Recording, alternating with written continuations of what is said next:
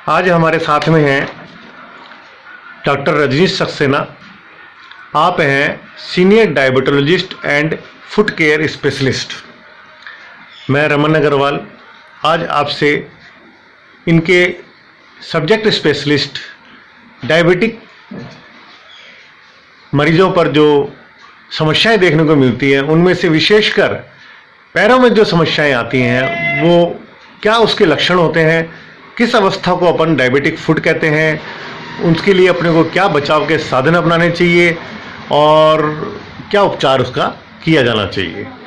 Doctor Rajneesh Saxena साहब कृपया बताएं अपना परिचय देते हुए और मेरे बारे में बोलते हुए। सबसे पहले मैं आपके चैनल के सभी दर्शकों का आभारी हूँ, हृदय से अभिनंदन करता हूँ और रमन जी का मैं हार्दिक रूप से अभिनंदन करता हूँ क्योंकि उन्होंने एक ऐसा अच्छा प्रश्न पूछा है क्योंकि जो समसामयिक है जिसके बारे में जानना आजकल हर डायबिटीज़ के रोगी के लिए बहुत ज़रूरी है।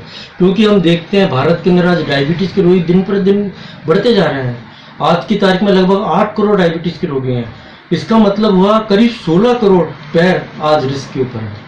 और आपको जान के आश्चर्य होगा कि डायबिटीज़ और डायबिटीज़ की कॉम्प्लिकेशन के इलाज के ऊपर जो खर्चा होता है उसका लगभग 45% खर्चा केवल पैरों की समस्याओं को ठीक करने के लिए ले आती है। और सबसे खराब चीज़ क्या है, हर 20 सेकंड में किसी न किसी व्यक्ति का पैर डायबिटीज़ के कारण पूरी दुनिया में उसकी जान बचाने के लिए काटना पड़ता है। मतलब डायबिटीज़ के कारण पैर कटने की संभावना करीब 50 गुना ज़्यादा होती है।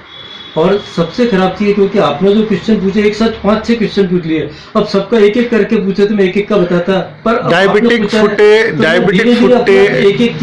फुट एक बहुत बड़ा ब्रॉड टर्म कहा जा सकता है मेडिकल साइंस में, लेकिन हम जो स्टार्टिंग में आप पूछ रहे थे और जो आप बताना भी चाहते हैं कि डायबिटिक फुट की कंडीशन की प्री स्टेज क्या होती है जिससे कि अपन पहचाने कि आप डायबिटिक फुट हो सकते हो, संभावना क्या होती है।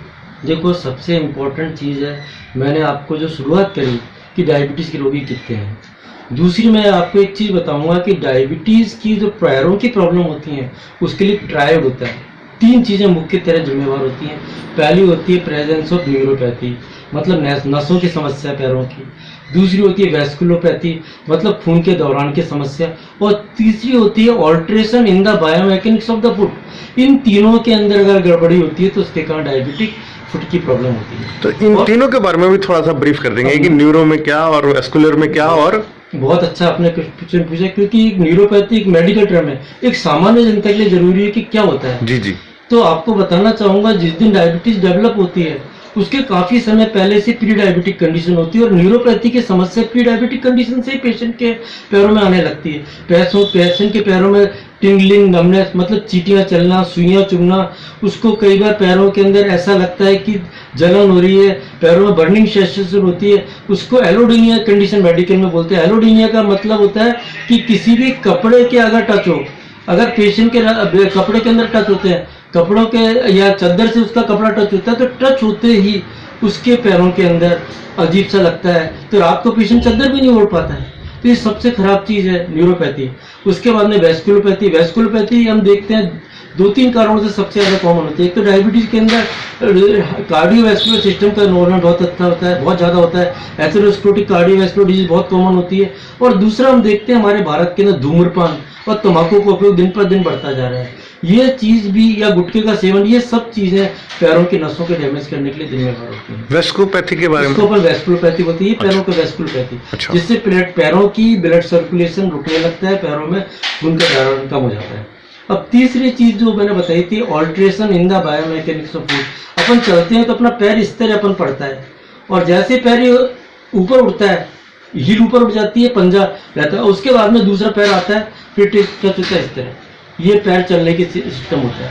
तो सारा का सारा वेट फ्रैक्शन ऑफ सेकंड के लिए या तो हील पे रहता है या 4 फुट के पहला, तीसरा और 5वीं मेटाटार्सल बोन पे रहता है। तो उसके ऊपर डायबिटीज के कारण न्यूरोपैथी और रहने के कारण धीरे धीरे फैट ऑफ पैड धीरे धीरे कम होने लगते हैं।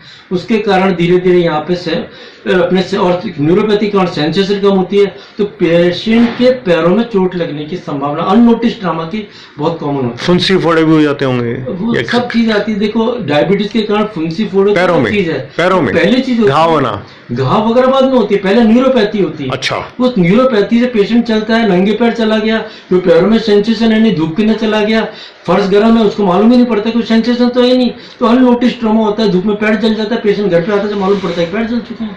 उसके बाद में हम देखते हैं कि टाइट जूते पहन लिए, टाइट जूते पहनने से उसके पेशेंट का न्यूरोपैथी है, सेंसेशन होता है नहीं, पैरों में घाव हो जाते हैं। तीसरा सबसे इंपॉर्टेंट चीज होती है, अपन कई बार क्या होता है मोटरसाइकिल में बैठे, अपन ने चप्पल सही नहीं पहने, पैर जल गया, सेंसेशन है नहीं, तो unsensed foot is the very commonest problem in diabetic patient, it is very important to know. तो वेस्कुलोपैथी, न्यूरोपैथी, इन तीनों को। और सबसे खराब चीज है, यदि किसी व्यक्ति का पैर काटा है, एक रूल होता है, रूल ऑफ 15, जितने भी डायबिटिक पेशेंट हैं उनके 15% के पूरी लाइफ में कभी न कभी पैरों की समस्या होती है। उन 15% के 15% के अंदर पैर के अंदर पैर काटने की संभावना बढ़ सकती है, और उन 15% के 15% के जान जाने की संभावना पैरों के कारण बहुत कम होती है। एक और सबसे बड़ी चीज है कि इनको बचाना बहुत आसान होता है। वो कैसे? बस इतना सा है कि जिस दिन आपको डायबिटीज मालूम पड़ा उस दिन से अपनों को पैरों की केयर करनी है, पैरों को नियमित रूप से धोना है, पैरों को अच्छे सोप से धोना है, उसके अंदर टॉवल से पोंछना है, पैरों को नाखून को हमेशा सीधे काटना है, चाहे पैरों साफ हो तब भी तो भी रेगुलर धोना है। अच्छा। पैरों के नसों को, पैरों के नाखून को हमेशा साइड में से फॉइल करना है, सामने से सीधा काटना है। उसके बाद में पैरों के ऊपर कोई मॉइस्चराइजर लगाएं, नंगे पैर बिल्कुल नहीं चलें, मोजे कॉटन के पहने, बिना इलास्टिक के मोजे पहने, जूते आगे चौड़े। ये केयर किन लोगों को करनी है? जिनके सारे डायबिटीज के मरीज को, चाहे उनको हो चाहे नहीं हो। अच्छा। क्योंकि प्रॉब्लम जो IDF या international working group on diabetics, सब ने जो पहली स्टेज रखी है वो है बिना किसी पैरों की प्रॉब्लम के साथ डायबिटीज के मरीज, उसको फर्स्ट स्टेज रखा है, क्योंकि सबसे खतरनाक प्रॉब्लम होती है। और सबसे खराब चीज के पैर आपका कट गया, अगर किसी व्यक्ति का घुटने के नीचे से पैर कटता है डायबिटीज की वजह से, तो 5 साल में उसकी डेथ हो जाती है। 1 साल में दूसरे साइड का पैर काटने की नौबत आती है डायबिटीज के।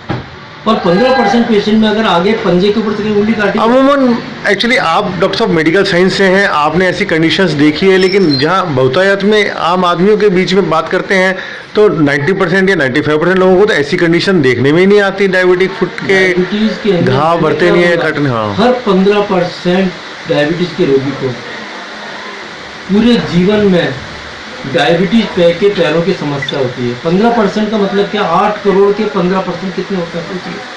करीब 1.5 करोड़ आदमियों को पूरी लाइफ में पैरों की समस्या। अच्छा डॉक्टर साहब, अब मैं आपसे प्रश्न करना चाहूँगा, समाप्त करूँगा क्योंकि बैटरी इसकी डाउन हो रही है, तो आप अब इसके उपचार के बारे में और थोड़ा सा ब्रीफ में बता दें। उपचार के सबसे इम्पोर्टेंट है बचाव भी उपचार है।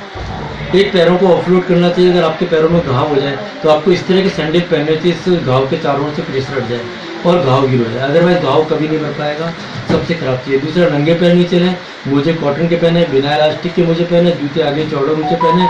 जीवन में धूम्रपान और का उपयोग कभी भी नहीं करें, धूम्रपान कभी नहीं करें, तम्बाकू का उपयोग कभी नहीं करें, ये सबसे आवश्यक चीज़ है।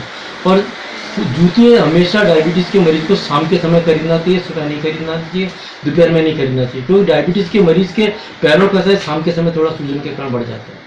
और दूसरा, वेलक्रो ट्रैप वाले पहनने चाहिए। जूते का वजन 700 ग्राम पर पेयर से कम होना चाहिए। और सबसे इम्पोर्टेंट चीज़ है, हवाई चप्पलें या स्लीपर्स उसे अवॉइड करना चाहिए। ऐसे जूते पहनने चाहिए जो पीछे से सपोर्ट वाले, व्हील सपोर्ट वाले। और उसका सबसे बड़ी चीज़ है कि उसका इंसोल बहुत अच्छा हो, सॉफ्ट हो, माइक्रोसेलुलर रबर या माइक्रोसेलुलर पॉलीमर का बना हो। तो ऐसे ही कहने का मतलब है कि जूतों को आराम दिलाने के लिए भरसक पूरे ऐसे हर संभव प्रयास करने जो गाइडलाइंस है वो है हर 3 महीने में जूते या इंसोल चेंज करना चाहिए। अच्छा। पर अपन इंडिया गरीबों का देश है तो हम कहते हैं ज्यादा से ज्यादा 6 महीने में कर ले, पर जूते जरूर चेंज करें। जी जी, ये सबसे थैंक यू डॉक्टर साहब। इसके लिए कोई मेडिकेशन भी है क्या जो रेगुलर आपने बताया होगा? मेडिकेशन यही है कि शुगर कंट्रोल करेंगे, शुगर कंट्रोल करना सबसे जरूरी है। आपका शुगर कंट्रोल करें। अगर आपकी डिस्लाइपिडीमिया है तो आप खून पतला करने की दवाइयां लेते रहें। ब्लड प्रेशर और जो दवाएं चल रही है उनको छोड़े ना, नियमित रूप से लेते रहे। व्यायाम करें, पर व्यायाम के अंदर सबसे, और डॉक्टर के सुपरविजन में टच में रहें। व्यायाम अति आवश्यक है, एक्सरसाइज मस्ट। और एक्सरसाइज, अगर आपके पैरों में प्रॉब्लम है तो आपको ब्रिस्क वॉकिंग नहीं करनी चाहिए, आपको खाली साइकिलिंग और स्विमिंग ही करनी चाहिए, रस्सी नहीं कूदना चाहिए। अगर पैरों में प्रॉब्लम नहीं है तो आप कर सकते हैं, रस्सी भी कूद सकते हैं, भाग भी सकते हैं, ब्रिस्क वॉकिंग भी कर सकते हैं, सारी एक्सरसाइज कर सकते हैं। एक्सरसाइज या कोई भी कार्य जो पैरों को आप इस्तेमाल कर रहे हैं, अपने डॉक्टर से, अपने सुपरवाइजर से संपर्क करके जरूर लें, कंसल्ट करके लें। धन्यवाद डॉक्टर साहब। रूप से डॉक्टर से साल में एक बार अपने पैरों की जांच कराते हैं। पैरों की जांच में क्या करते हैं आप? पैरों की जांच में एक तो सेंसेशन टेस्ट करते हैं, उसके लिए सिंपल आपका मोनोफिलामेंट टेस्टिंग होती है, ट्यूनिंग फॉक्स से करते हैं, और एक मशीन आ गई बायोथियोमीटर, उसके द्वारा कर सकते हैं। वैस्कुलोपैथी के लिए सबसे आसान टेस्ट होता है एबीआई, एंकल ब्रेकियल इंडेक्स, उसके द्वारा हमें मालूम पड़ जाता है कि पैर में इस्कीमिया है नहीं है, उसको अपनों करना चाहिए। बाकी कलर डॉपलर है, बाकी और भी लेटेस्ट इन्वेस्टिगेशन काफ़ी सारी है, वो काफ़ी महंगी होती हैं, पर एबीआई बायोथियोमीटर इज द बेसिक। मैं समाप्त करना चाहूँगा क्योंकि बैटरी डाउन हो रही है। दरअसल अगली कड़ी में अपन फिर विस्तार में बात करेंगे। बहुत बहुत धन्यवाद आपका। बहुत बहुत धन्यवाद सभी दर्शकों। Thank you.